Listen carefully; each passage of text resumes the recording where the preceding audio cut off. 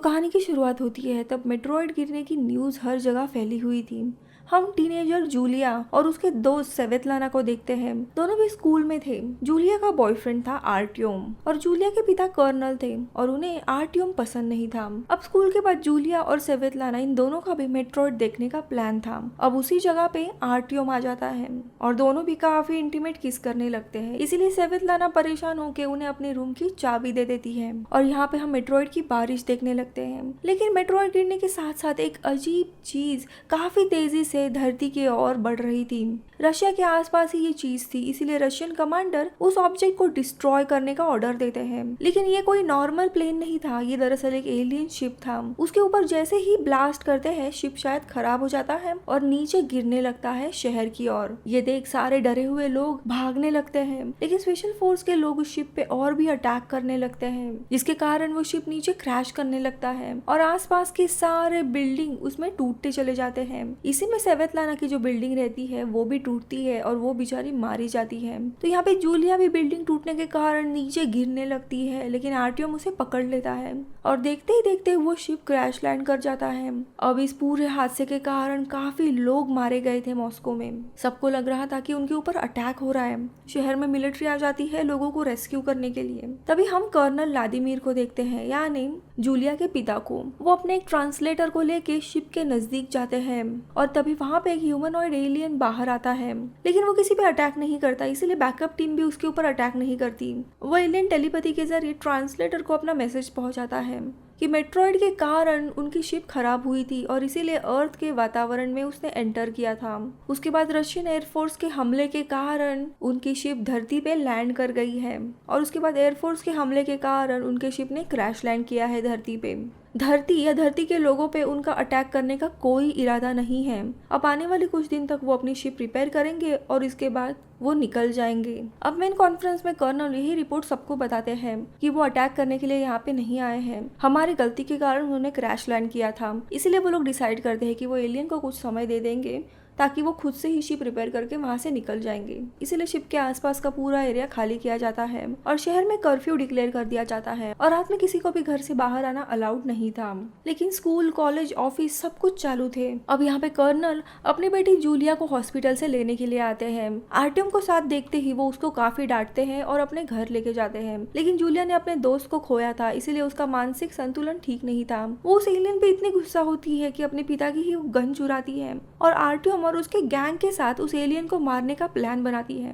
आर्टियम एक गुंडे से कम नहीं था, इसीलिए वो तैयार हो जाते हैं। अब रात के टाइम में पेट्रोलिंग टीम से छुपते हुए ये लोग सेवेतलाना के बिल्डिंग के यहाँ पे जाते हैं क्योंकि उसके आसपास ही शिप थी और इन लोगों को बिल्डिंग के नीचे एलियन का कुछ एक डिवाइस दिखाई देता है। तो यहाँ पे जूलिया सेवेतलाना के रूम में जाती है उसकी यादें ताजा करने के लिए और वहाँ पे वो रोने लगती है। लेकिन तभी अचानक से वो एलियन वहाँ पे आ जाता है। जूलिया उसको शूट करने लगती है, वो काफी चीखती है और इसी में उसका बैलेंस खो जाता है और वो नीचे गिरने लगती है, लेकिन वो एलियन उसे बचा लेता है। अब इसी आवाज के कारण जूलिया के दोस्त ऊपर आ जाते हैं और उस एलियन पे अटैक करते हैं, जिसके कारण वो बिल्डिंग के नीचे गिर जाता है और उसे काफी चोट आती है। ये लोग जब नीचे आते हैं तब वहाँ पे उन्हें उस एलियन का बड़ा सा आर्मर मिलता है जो कि काफी अजीब मेटल से बना था और उसके अंदर का जो एक्चुअल एलियन था वो गायब हो चुका था। अब इसी सारे आवाज के कारण वहाँ पे आर्मी भी आ जाती है, इसीलिए ये लोग एलियन का वो आर्मर लेके भाग जाते हैं। यहाँ पे जब आर्मी आती है तब उनको वो एलियन का जो डिवाइस रहता है वो मिलता है और वो उसे लैब लेके जाते हैं। लेकिन जूलिया को पता था वहाँ पे कुछ ना कुछ उसे मिलेगा, इसलिए अगले दिन वो वापस एलियन की तलाश में उसी जगह जाती है और उसे वहाँ पे लाशों के ढेर में खून की कुछ बूंदे दिखाई देती है और उसे पता चल जाता है कि ये आदमी ही वो एलियन है। वो उसे बेहोशी की हालत में ही अपने कार में रखती है और उसका एक क्लासमेट रहता है गूगल, उसकी मदद से वो उस एलियन को हॉस्पिटल में लेके जाते हैं। वो एलियन पूरा इंसानों की तरह ही दिख रहा था, इसीलिए किसी को शक नहीं आता। जहाँ पे खुद जूलिया उसे ब्लड ट्रांसफर करती है। जब वो बेहोश रहता है तब वो उसका शरीर देख रही थी, तभी वो एलियन उसका हाथ पकड़ता है और कुछ एनर्जी ट्रांसफर करता है। जिससे जूलिया के हाथ में एक रिस्ट बैंड बन जाता है। जूलिया उसे निकालने की काफी कोशिश करती है लेकिन नहीं हो पाता। फिर जूलिया घर आने के बाद जब फ्रेश हो रही थी तभी उस बैंड की एबिलिटी पता चलती है कि वो बैंड पानी को कंट्रोल कर सकता है।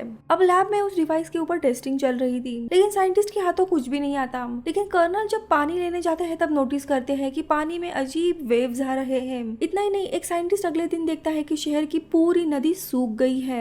इमीडिएटली कॉन्फ्रेंस बुलाई जाती है जिसमें वो सबको अपना अनुमान बताता है कि जैसे कि पानी इंसानी सेल को रीजनरेट या रिपेयर करने के लिए जरूरी है, वैसा ही शायद ये शिप खुद को रिपेयर करने के लिए अपने आसपास का पानी सींच रही है, जिसके कारण अब जल्द ही लोगों के पास पीने के लिए पानी नहीं होने वाला था। तो दूसरी जगह हम जूलिया वो एलियन ठीक होने के बाद उसे अपने गैराज लेके आती है और दोस्तों वो एलियन पूरा एक लड़के की तरह वो जल्द ही इंसानों की भाषा सीख जाता है और जूलिया को बताता है कि उसका नाम हैकॉन है। आगे वो उसको बताता है कि उसे यहाँ से निकलने के लिए उसका शील्ड नाम का डिवाइस चाहिए। अगर वो नहीं मिला तो वो अपने प्लेनेट वापस नहीं जा सकता। यहाँ पे जूलिया वैसे ही उस पे गुस्सा थी, इसीलिए वो उसकी मदद करने से मना कर दी है और उसे घर से निकाल देती है। अब हैकॉन वहाँ से चलते हुए जा ही रहा था तो कर्फ्यू के टाइम पे पुलिस उसे एक ड्रग एडिक्ट समझ के पकड़ लेती है। जूलिया भी उसे बचा नहीं पाती। तो दूसरी जगह पे आर्टियम और उसके दोस्त उस मेटल सूट को तोड़ने की कोशिश करते हैं लेकिन वो टूटता ही नहीं है। अब मजाक मजाक में उसका दोस्त उस आर्मर में अपना हाथ डालता है और एलियन की नकल करने लगता है, लेकिन वो आर्मर एक्टिवेट हो जाता है और उसके शरीर को वो जुड़ने लगता है, मानो वो उसके साथ एक हो रहा है। ये देख के सब लोग काफी पैनिक हो जाते हैं और काफी मुश्किलों से उसके दोस्त का हाथ ये लोग बाहर निकालते हैं। अब ये देखने के बाद वो दोस्त इनको गाली देने लगता है कि पता नहीं तुमने अपने घर पे क्या रखा है, और वो वहाँ से निकल जाता है। अब इनको भी टेंशन आया था कि ये पता नहीं आर्मर क्या कर सकता है, इसलिए आर्टियम सजेस्ट करता है कि इसे आर्मी के पास ही दे देते हैं। तो यहाँ पे शहर में पानी ना होने के कारण लोग काफी गुस्सा थे और अभी लोग रास्ते पे आए थे। आर्टियम और उसका दोस्त आर्मर की बात बताने के लिए पुलिस के पास ही जा रहे थे, लेकिन इस भीड़ में ही वो जुड़ जाते हैं और मिलिट्री वाले सारे लोगों को मारने लगती है।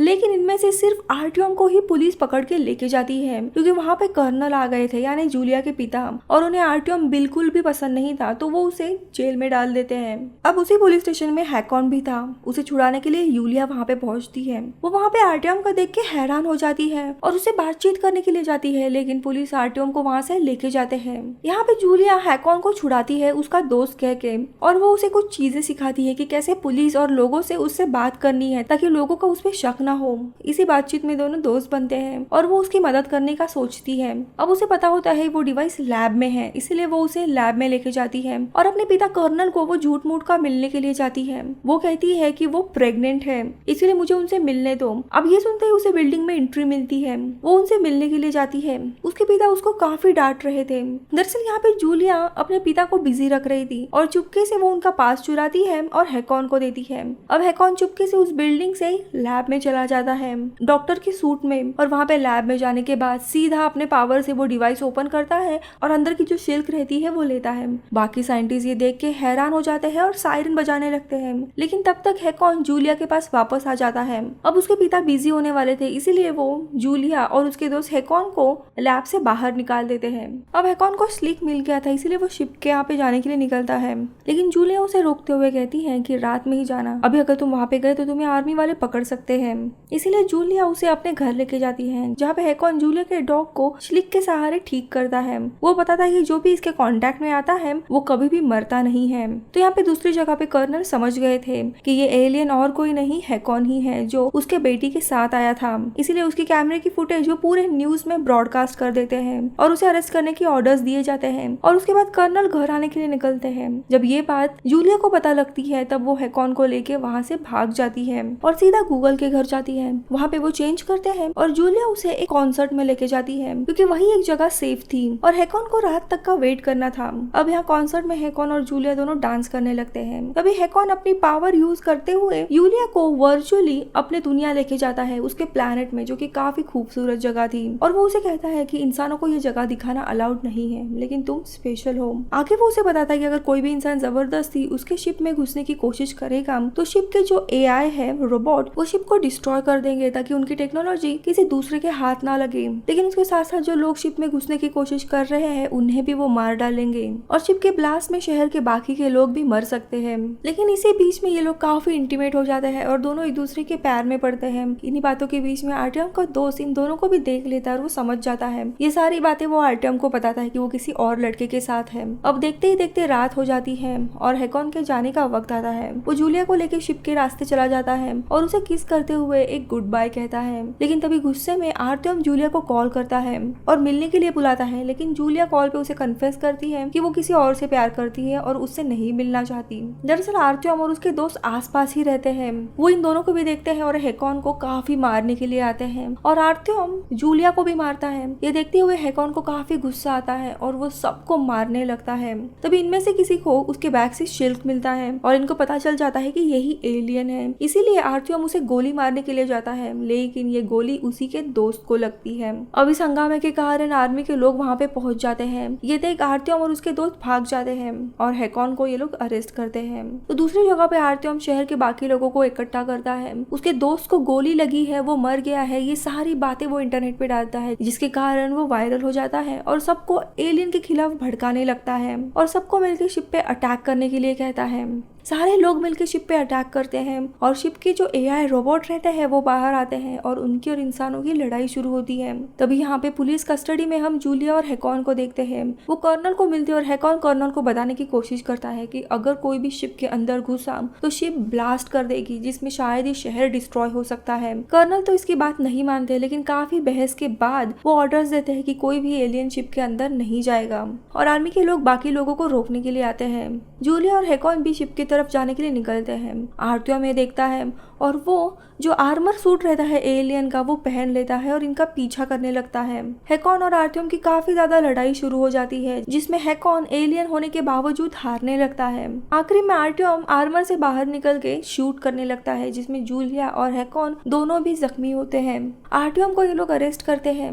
पूरी लड़ाई रुक जाती है। तभी वहाँ पे आर्मी आके आर्त्यम को अरेस्ट करती है। तो यहाँ पे कर्नल देखते हैं कि उनकी बेटी अभी मरने वाली है, इसलिए वो उसे शिप के अंदर लेके जाते हैं। अब शिप के अंदर हम दूसरे एआईज को देखते हैं। वो हैकॉन और जूलिया दोनों को भी एक पॉड में रखते हैं और उनकी एडवांस टेक्नोलॉजी के कारण जूलिया तुरंत ठीक हो जाती है, लेकिन हैकॉन को ठीक होने के लिए टाइम लगने वाला था। अब इनकी शिप भी रिपेयर हो गई थी, इसलिए जूलिया और कर्नल दोनों भी शिप के बाहर आते हैं और ये एलियन शिप इस धरती से निकल जाता है और जूलिया हैकॉन के यादों में ही अपने पल बिताती है और मूवी इधर ही खत्म हो जाती है। सच बताऊं तो मूवी के सीजीआई काफी अच्छे हैं, लेकिन स्टोरी लाइन बहुत ही गंदी है। अगर ये 2-4 मिनट की फाइटिंग सीक्वेंस निकाल दो तो ये एक्चुअली टीनेजर रोमांटिक ड्रामा है। आपको ये मूवी कैसी लगी मुझे कमेंट सेक्शन में बताइए। मैं मिलूंगी आपसे अगले वीडियो में, तब तक के लिए बाय बाय।